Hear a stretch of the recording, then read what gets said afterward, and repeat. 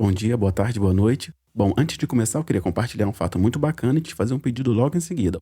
O fato é que os agregadores de podcast começaram a recomendar o Parentalidade Preta para novos ouvintes.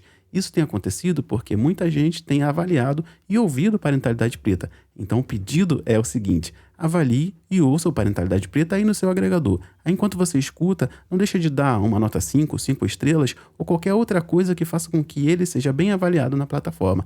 Isso faz com que as ferramentas que eu compartilho aqui cheguem a mais pessoas e a gente consiga falar de criação racializada com muito mais propriedade. Bom, o pedido era esse, a gente vai para o nosso episódio. O que acontece quando uma mente brilhante desafia as narrativas já estabelecidas? Como um gênio senegalês se torna um farol na escuridão da distorção histórica e do obscurantismo. Prepare-se para descobrir os segredos por trás do apagamento histórico africano antigo.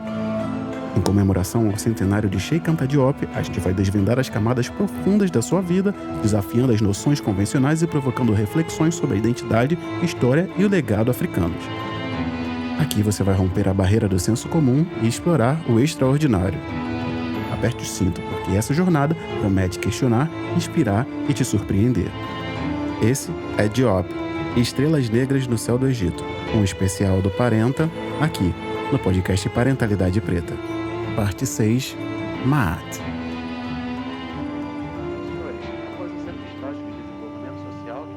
Enquanto Diop continuava sua apresentação, tudo que estava em volta parecia sumir. Todos eram transportados para eras no passado, onde a potência de uma civilização majestosa se mostrava cada vez maior. A essa altura, os argumentos apresentados, todos meticulosamente embasados em relatos e registros, ganhavam mais consistência e peso. Aquele seria um momento histórico onde a academia seria contestada e o continente africano formalmente teria sua potência reconhecida. Cheikh Anta Diop, o primeiro egiptólogo africano, sagraria sua conquista de inserir a África como uma potência mundial de criação de conhecimento na antiguidade, contradizendo assim que a Grécia seria a mãe da filosofia, tal qual é ensinado no Ocidente ainda hoje. Com a segurança de quem detém o rumo da história em suas mãos, Diop fala sobre as origens dos registros africanos mais antigos já documentados. E é nesse momento que a gente precisa retomar aqui alguns exemplos clássicos dessas referências. Você lembra que eu falei que Hegel afirmava, entre outras palavras, que o continente africano ficaria jogado à barbárie e à falta de história?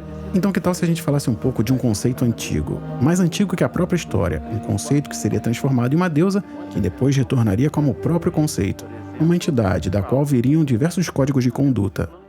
A gente vai voltar ao tempo agora, mais precisamente a 2.600 anos antes de Cristo, ou 4.400 até o aparecimento do pensamento hegeliano, ou melhor ainda, 4.600 anos, que é o tempo correspondido entre o momento em que você ouve esse podcast e o aparecimento de Maat.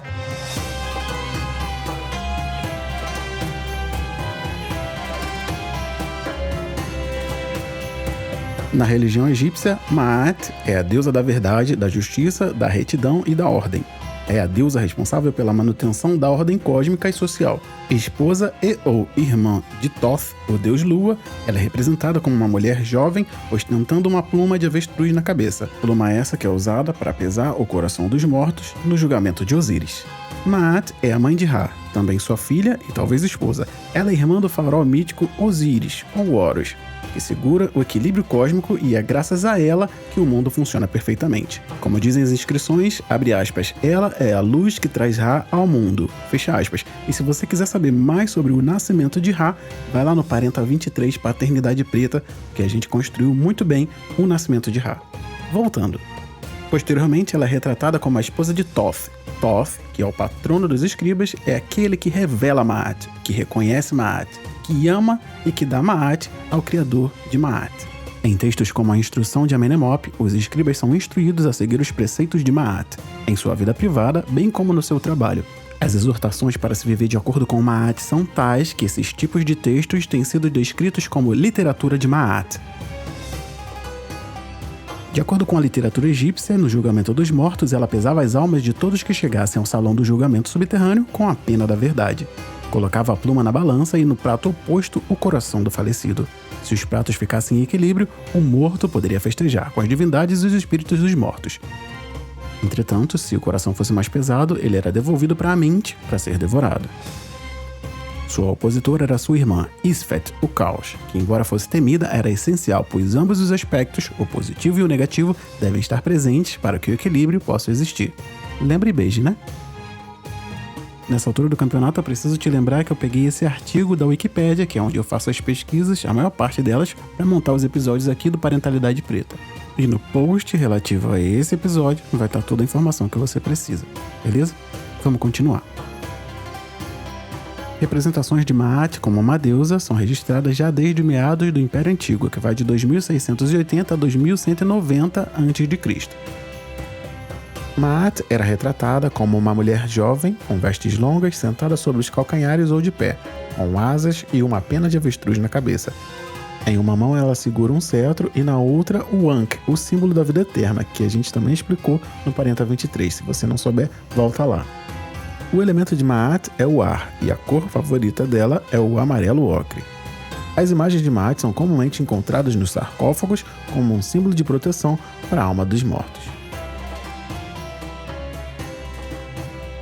Como um princípio, Maat é associada à determinação final e funciona tanto como uma deusa quanto um conceito. No Egito Antigo, e a partir de agora a gente vai chamar de Kemet, os princípios de Maat eram parte integrante da sociedade e garantiam a ordem pública. Para atender às necessidades complexas do Estado emergente quemético, que abraçava diversos povos com interesses conflitantes, Maat passou a ser representada como o princípio da ordem, para afastar o caos e manter a harmonia cósmica. Os princípios de manutenção da ordem, que eram seguidos pelos queméticos, a obediência a Maat, tornaram-se a base da lei quemética. Desde os primórdios, o rei é descrito como o senhor de Maat. Ele decretava com a sua boca a Maat que caberia no seu coração.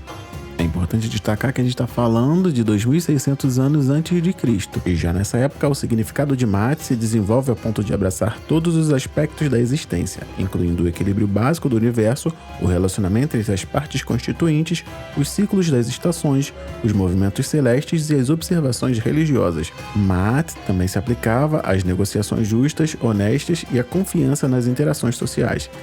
A harmonia cósmica era conseguida através de uma vida ritual e pública corretas. Qualquer distúrbio na harmonia cósmica poderia ter consequência para o indivíduo, assim como para o Estado. Por exemplo, um rei ímpio poderia trazer fome e destruição para o seu povo. E por falar em rei, a gente tem que falar da relação íntima de Maat com o faraó. Ela é fundamentalmente ligada à instituição faraônica. Os queméticos acreditavam que sem a ordem de Maat só haveria o caos primordial e não o mundo como ele seria. Foi, portanto, necessário que o faraó aplicasse e fizesse cumprir a lei, para permitir a manutenção do equilíbrio cósmico. Em Kemet, o primeiro dever do faraó é defender a lei de Maat, e é por isso que nas paredes do templo, o faraó é representado pela oferta de Maat a uma divindade, dizendo em suas ações que ele está em conformidade com os requisitos da deusa. Em troca, ele recebe dos deuses a vida e a dominação, diretamente de Osíris e Horus, respectivamente. Alguns faraós carregam o título de Maat Meri, que literalmente significa amado de Maat. Eles são descritos frequentemente com os valores de Maat para enfatizar o seu papel na defesa das leis do Criador. Qualquer perturbação na harmonia cósmica poderia ter consequências para o indivíduo, bem como para o Estado. Em relação à justiça, há pouca literatura sobrevivente que descreve a prática de lei em Kemet. Maat era basicamente o espírito em que a justiça foi aplicada, em vez do estabelecimento detalhado de regras. Maat era basicamente a norma e os valores da aplicação da justiça em si.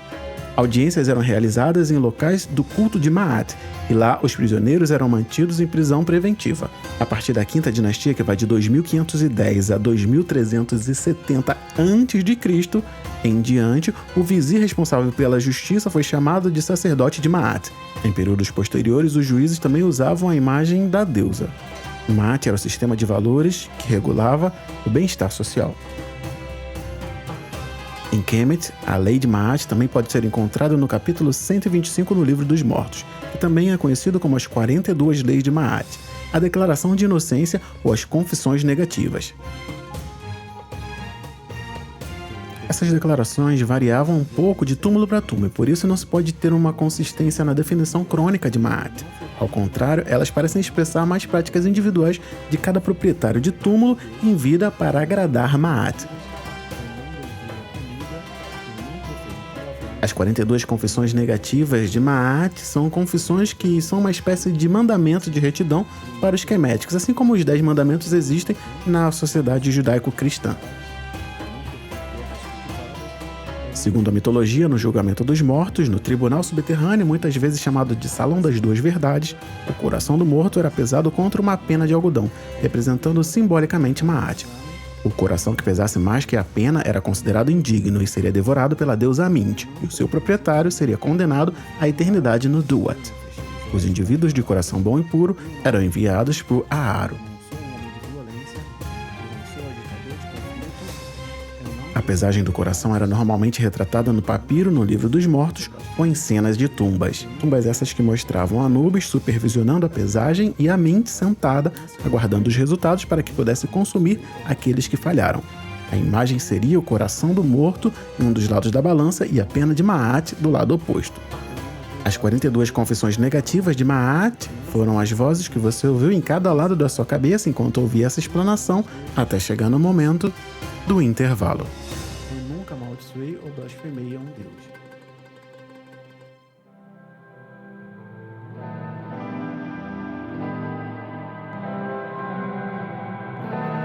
Olha, eu não vou nem te enganar. Esse intervalo aqui se sabe que serve para eu pedir para você me ajudar financeiramente a manter o Parentalidade Preta independente. Você vai ouvir o episódio, vai vir um intervalo, eu vou te convidar para você acessar a nossa campanha de financiamento coletivo e se você tiver condições de manter uma iniciativa preta feita em casa, independente, sem que a gente tenha que se vender para marcas, é nesse local que você pode ajudar muito mais isso tudo a acontecer.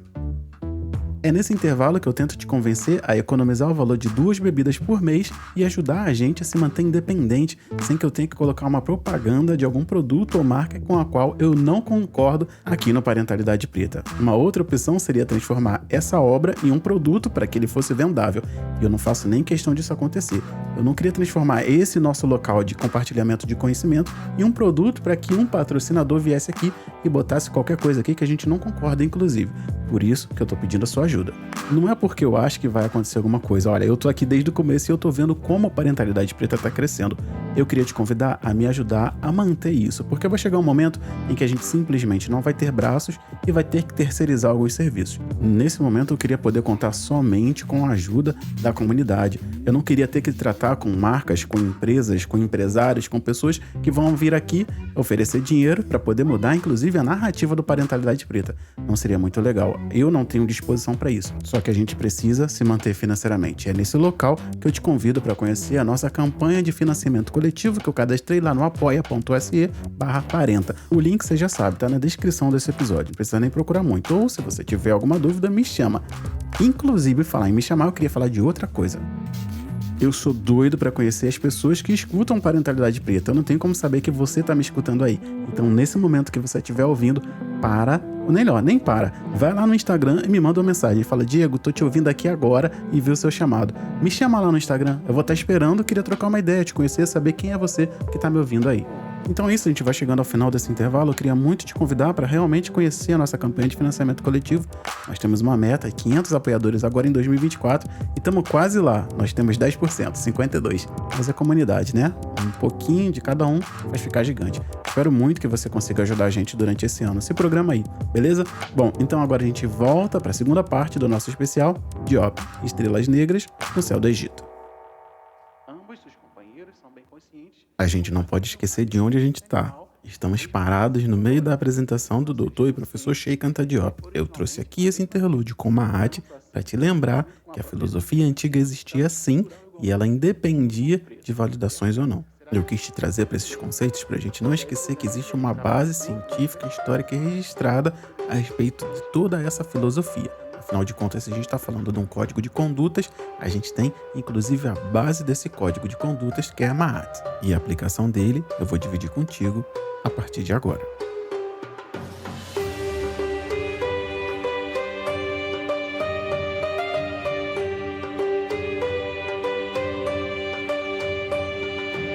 As Máximas de Ptah-hotep, ou Instruções de Ptah-hotep, é uma obra literária do Antigo Egito, Kemet, atribuída a Ptah-hotep, um vizir sobre o rei Tanquerés da Quinta Dinastia, que deu por cerca de 2414 a 2375 anos antes de Cristo. É uma coleção de máximas e conselhos do gênero Sebait, que significa instrução ou instruções sobre relações humanas que são dirigidas ao seu filho. O trabalho sobrevive atualmente em cópias de papiro, incluindo o papiro de Príce, que data do Império Médio e está em exposição na Biblioteca Nacional em Paris. Na introdução, o autor explica a razão para ele escrever as instruções, é que ele está chegando à velhice e quer transmitir a sabedoria dos seus antepassados, que, em suas palavras, ouviram dos deuses. As máximas são preceitos conformistas exaltando as virtudes civis como veracidade, autocontrole e bondade para com os semelhantes. Para mim, um ponto destacável dessas máximas é aprender ouvindo a todos e sabendo que o conhecimento humano nunca será perfeito. Ele ainda diz que evitar conflitos abertos sempre que possível não deve ser considerado fraqueza. Ainda diz que a justiça deve ser perseguida e que no final será o comando de um Deus que prevalece. Algumas máximas se referem ao comportamento de alguém quando na presença do superior, como escolher o mestre certo e como servi-lo. Outros ensinam a maneira correta de lidar através da franqueza e da bondade. A ganância passa a ser a base de todo o mal e deve ser negada, enquanto a generosidade com a família e com os amigos é louvável. A ascensão na ordem social deve ser aceita como um dom de um deus egípcio, e que pode ser preservada pela aceitação da precedência do divino. Continuando o texto, eu vou compartilhar aqui algumas citações que são tiradas de The Living Wisdom of Ancient Egypt, que traduzido para o português seria algo como A Sabedoria Viva do Egito Antigo, de Christian Jarre, que foi um escritor e egiptólogo francês, conhecido pelos seus livros de não-ficção ambientados no Egito Antigo. O seu livro mais famoso é O Egito dos Grandes Faraós, que ganhou um prêmio na Academia Francesa. Retirada desses livros, as máximas são as seguintes, abre aspas. Grande é a lei, Ma'at. Toda conduta deve ser tão reta que poderá ser medida com um prumo. Injustiça existe em abundância, mas o mal nunca terá sucesso a longo prazo. Punir com princípio, ensinar de forma significativa. O ato de parar o mal deve levar ao estabelecimento duradouro da virtude. Aqueles a quem Deus guia não erram. Siga seu coração toda a sua vida, não cometa excesso em relação ao que foi ordenado. Se trabalha firme e o cultivo ocorre como deveria nos campos, é porque Deus colocou abundância nas suas mãos. Não mexa com a sua vizinhança, porque as pessoas respeitam o silêncio. Ouvir beneficia o ouvinte. Se aquele que ouve escuta plenamente, então aquele que ouve se torna aquele que entende. Quem escuta se torna um mestre do que é proveitoso. Ouvir é melhor do que qualquer coisa, assim nasce o amor perfeito. Deus ama quem escuta, ele odeia aqueles que não ouvem. Quanto ao homem ignorante que não escuta e não realiza nada, ele equipara o conhecimento com a ignorância e o inútil com o prejudicial. Faz tudo o que é detestável, então as pessoas ficam com raiva dele a cada dia. Uma palavra perfeita está escondida mais profundamente do que as pedras preciosas. Só fale quando tiver algo que vale a pena dizer. Ame sua esposa com paixão. Quanto àqueles que acabaram continuamente cobiçando as mulheres, nenhum de seus planos terá sucesso. Quão maravilhoso é um filho que obedece ao seu pai. Não repita um boato calunioso, não o ouça. Aquele que tem um grande coração tem um dom de Deus. Aquele que obedece ao estômago, obedece ao inimigo. Eu quis trazer aqui um compêndio de algumas máximas de Ptah-hotep para a gente lembrar que a gente está falando de filosofia antiga, de conceitos antigos. E aí quando a gente vai lembrar que é dito que no Egito Antigo, na África especificamente, não existia filosofia, a gente precisa lembrar que isso aqui foi escrito mais de 2.400 anos antes de Cristo.